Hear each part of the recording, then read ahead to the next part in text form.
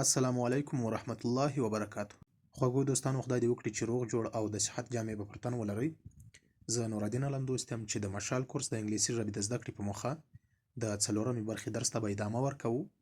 تاسو هم راسره اوسئ. هیله مند یم چې د درېیمې برخې درس مو په صحیح ډول نوټ او حافظې ته سپارلی وي. دا دی نن بیا هم زه نورالدین علم دوست ستاسو په خدمت کې حاضر شوی یم چې لومړی به د سنټنسز پارټ یا د جملو برخه تلفظ او معنا کوو. تاسو هم که قلم او کتابچه مو اماده کړي نوې قلم او کتابچه راواخلئ. راځو لومړی د سنټنسز پارټ یا د جملو په برخه کې اولې جملې ته ځیر شئ. د اولې جملې تلفظ به څنګه کوو؟ پلیز ټرسټ می. تلفظ یې څنګه کوو؟ پلیز ټرسټ می. په پښتو کې معنا څنګه ده؟ لطفاً په ما باور وکړه. پلیز ټرسټ می. لطفاً په ما باور وکړه. تلفظ یو ځل بیا تکراروو. پلیز ټرسټ می. لطفاً په ما باور وکړه. له اولې جملې څخه تیریږو. راځو دوهمې جملې ته. د دوهمې جملې تلفظ به څنګه کوو؟ I don't trust you. تلفظ یې څنګه کوو؟ I don't trust you. په پښتو کې معنا څنګه ده؟ زه پر تا باور نه لرم. I don't trust you. زه پر تا باور نه لرم. تلفظ یو ځل بیا تکراروو. I don't trust you. زه پر تا باور نه لرم.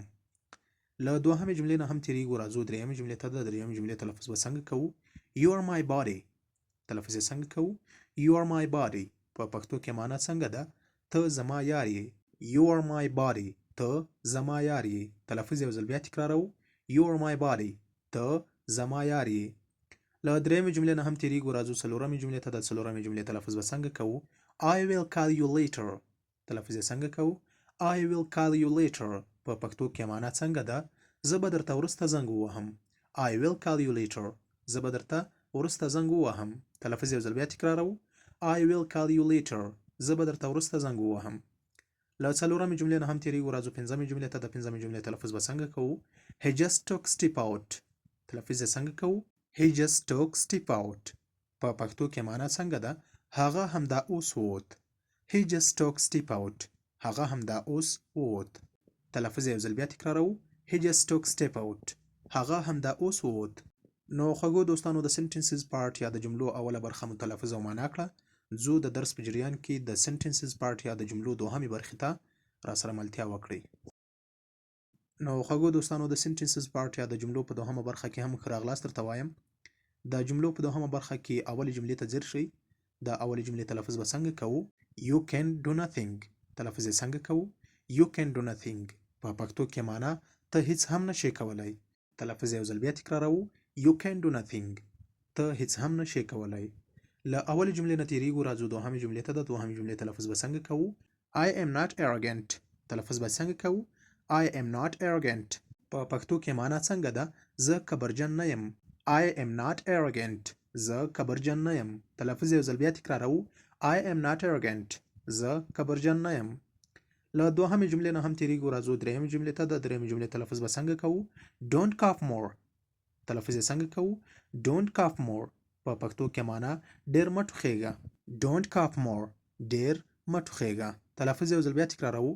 Don't cough more. ډېر مه ټوخېږه. له درېیمې جملې نه هم تیریږو. راځو څلورمې جملې ته. د څلورمې جملې تلفظ به څنګه کوو؟ Let's have a snack. تلفظ یې څنګه کوو؟ Let's have a snack. په پښتو کې معنا څنګه ده؟ راځه ناشته وکړو. Let's have a snack. راځه ناشته وکړو. تلفظ یو ځل بیا تکراروو. Let's have a snack. راځه ناشته وکړو. له څلورمې جملې نه هم تیریږو. راځو پنځمې جملې ته. د پنځمې جملې تلفظ به څنګه کوو؟ I just had the snack. تلفظ یې څنګه کوو؟ I just had the snack. په پښتو کې معنا څنګه کوو؟ همدا اوس مې ناشته وکوله. I just had the snack. همدا اوس مې ناشته وکوله. تلفظ یو ځل بیا تکراروو. I just had the snack. همدا اوس مې ناشته وکوله. نو خوږو دوستانو، د سنټنسز پارټ یا د جملو دوهمه برخه مو هم تلفظ او معنا کړه. زو د درس په جریان کې د ورډز پارټ یا د لغتونو برخې ته راسره پاتې شئ. خوږو دوستانو، د ورډز پارټ یا د لغتونو برخې ته هم ښه راغلاست درته وایم. د ورډز پارټ یا د لغتونو په برخه کې اول لغت ته ځیر شئ. د اول لغت تلفظ به څنګه کوو؟ اګزام. تلفظ یې څنګه کوو؟ اګزام. په پښتو کې معنا امتحان. AXAM. اګزام د امتحان په معنا ده. له اول لغت نه تیریږو. راځو دوهم لغت ته. د دوهم لغت تلفظ به څنګه کوو؟ اګزامپل. تلفظ یې څنګه کوو؟ اګزامپل. په پښتو کې معنا مثال یا نمونه. اګزامپل د مثال یا نمونې په معنا ده. example example د مثال یا نمونې په معنا ده. له دوهم لغت نه هم تیریږو. راځو دریم لغت ته. د دریم لغت تلفظ به څنګه کوو؟ limit. تلفظ یې څنګه کوو؟ limit. په پښتو کې معنا اندازه یا حد. limit limit اندازې ته وایي یا د حد په معنا ده. له دریم لغت نه هم تیریږو. راځو څلورم لغت ته. د څلورم لغت تلفظ به څنګه کوو؟ local. تلفظ یې څنګه کوو؟ local. سیمه ییز یا محلي. local د سیمه ییز یا محلي په معنا ده. local local سیمه ییز یا محلي. له څلورم لغت نه هم تیریږو. راځو پنځم لغت ته. د پنځم لغت تلفظ به څنګه کوو؟ magical. تلفظ یې څنګه کوو؟ magical. په پښتو کې معنا جادویي. magical magical د جادویي په معنا ده. نو خوږو دوستانو د ورډز پارت یا د لغتونو اول لاین مو تلفظ او معنا کړ. ځو د لغتونو دوهم لاین ته اوړو. د دوهم لاین اول لغت ته ځیر شئ. د اول لغت تلفظ به څنګه کوو؟ outline. تلفظ یې څنګه کوو؟ outline. په پښتو کې معنا طرحه یا فهرست. outline طرحه یا فهرست. outline outline د طرحې یا فهرست په معنا ده. په دوهم لاین کې له اول لغت نه تیریږو. راځو دوهم لغت ته. د دوهم لغت تلفظ به څنګه کوو؟ scene. تلفظ یې څنګه کوو؟ scene. په پښتو کې معنا پیښه یا صحنه. scene د پیښې یا صحنې په معنا ده. scene scene پیښه یا صحنه. له دوهم لغت نه هم تیریږو. په دوهم لاین کې دریم لغت ته راځو. د دریم لغت تلفظ به څنګه کوو؟ sheet. تلفظ یې څنګه کوو؟ sheet. په پښتو کې معنا ورقه یا پاڼه. sheet د ورقې یا پاڼې په معنا ده. له دریم لغت نه هم تیریږو. راځو څلورم لغت ته. د څلورم لغت تلفظ به څنګه کوو؟ silly. تلفظ یې څنګه کوو؟ silly د کم عقل په معنا ده. silly silly کم عقل. له څلورم لغت نه هم تیریږو. راځو پنځم یا د پای لغت ته. د پنځم لغت تلفظ به څنګه کوو؟ suffer. تلفظ یې څنګه کوو؟ suffer. په پښتو کې معنا زغمل یا تکلیف تیرول.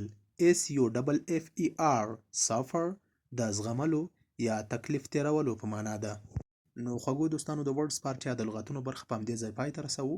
زه د درس په جریان کې درېیمې برخې ته چې د ګرامر پارت یا ګرامر برخه ده په هغه کې هم یو تعریف راخلو. نور د درس لړۍ پای ته رسوو. راسره ملتیا وکوئ. خوږو دوستانو د ګرامر پارت یا ګرامر په برخه کې هم راغلاست درته وایم. د ګرامر په برخه کې نن لیټر یا توری تعریفوو چې لیټر څه ته وایي. راځو لیټر یا توری لومړی په انګلیسي ژبه کې تعریفوو چې تلفظ به څنګه کوو. letter a symbol which has sound is called letter. تلفظ به څنګه کوو. letter a symbol which has sound is called letter. په پښتو کې څنګه تعریفوو. توری یوه نښه ده چې आवाज ولري د توري په نوم بلل کیږي. تلفظ یو ځل بیا کوو. letter a symbol which has sound is called letter. په پښتو کې معنا څنګه ده. توری یوه نښه ده چې आवाज ولري توری بلل کیږي. نو خوږو دوستانو د ګرامر پارت یا ګرامر په برخه کې مو د توري یا لیټر تعریف راخستی وو. خدای دې وکړي چې په تلفظ او معنا یې پوه شوي یاست. نو د ګرامر پارت یا ګرامر برخه په همدې ځای پای ته رسوو. دا چې د ګرامر پارت یا ګرامر په برخه کې نورې کومې خوندورې موضوعګانې مخې ته راځي دا به په راتلونکو نورو درسي ویډیوګانو کې تاسو ته وړاندې کوو. نو خوږو دوستانو دا چې د څلورمې برخې د درس پای ته رسېدلي یو. له تاسو نه هم مننه کوم چې تر اوسه پورې راسره واست. خپل قیمتي وخت مو راسره مصرف کړ. که مو زموږ د یوټیوب چینل سبسکرایب کړی نه وي کولی شئ چې د سبسکرایب تڼۍ ته لاړ شئ. هغه درسره کلیک کړئ ترڅو زموږ هره نوې درسي ویډیو ستاسو مخې ته راشي. نو دا چې وخت کم دی تر بیا چې د پنځمې برخې د درس وړاندې کولو لپاره ستاسو په خدمت کې حاضرېږم. په همدې ځای له تاسو نه اجازه غواړم. تاسو چې هر چیرته یاست لوی الله جل جلاله مو مل شه. کامیاب، خوشحال او سرلوړي اوسئ.